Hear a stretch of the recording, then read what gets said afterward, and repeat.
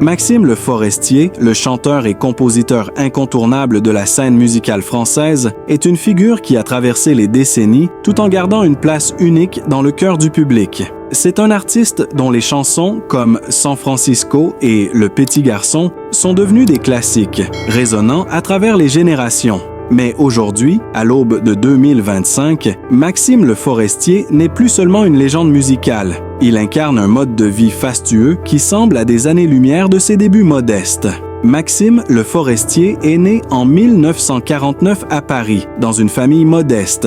Très tôt, il se passionne pour la musique et la guitare, mais il n'imagine pas encore la carrière qui l'attend. Il commence dans des petits clubs et se fait connaître du grand public grâce à sa participation à des émissions de radio et à ses premières performances en solo. Son premier grand succès arrive avec la chanson San Francisco, un titre qui le propulse au sommet des charts français et dans le cœur des fans. Tout de suite, sa voix singulière et ses paroles poétiques captivent l'audience. Ce succès marque le début d'une carrière exceptionnelle, au cours de laquelle il enchaîne les albums à succès, les concerts à guichets fermés et devient une référence incontournable de la chanson française. Maxime Le Forestier, tout au long des années 70 et 80, continue d'enchaîner les succès, notamment avec des albums comme Maxime Le Forestier et Le Petit Garçon.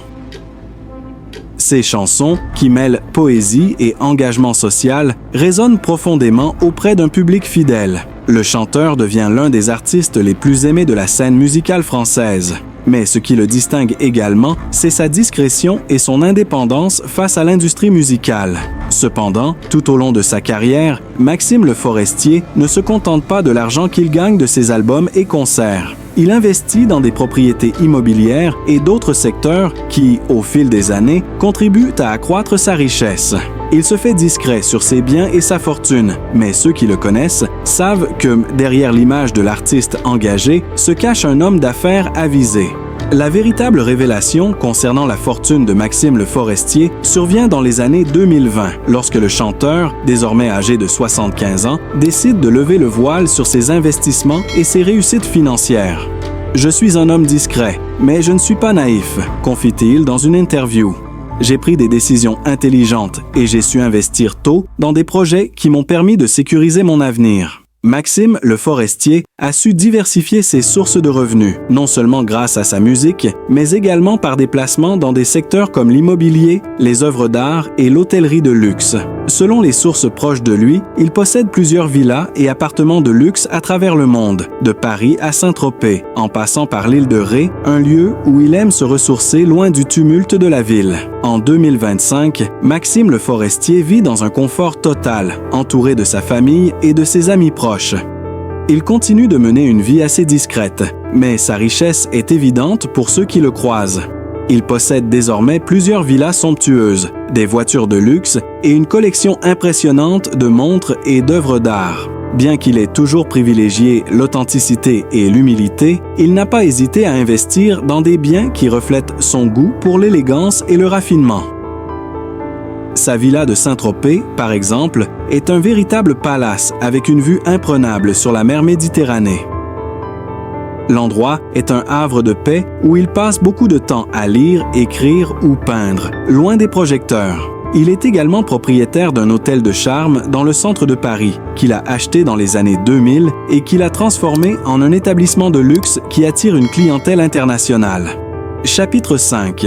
L'art de vivre selon Maxime Le Forestier. Malgré cette fortune colossale, Maxime Le Forestier reste fidèle à ses principes, simplicité et sincérité.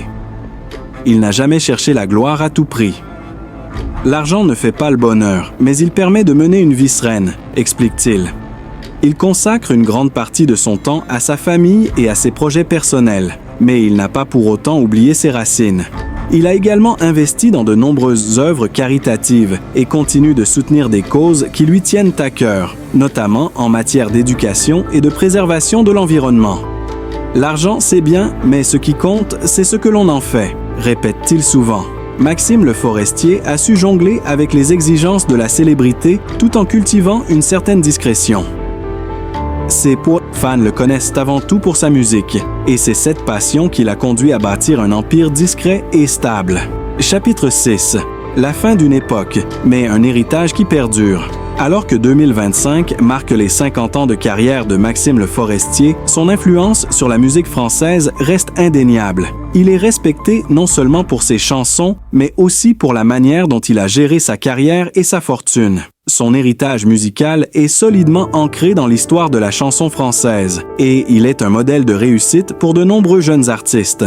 Maxime Le Forestier ne semble pas prêt à se retirer totalement de la scène, bien qu'il ait ralenti ses apparitions publiques ces dernières années.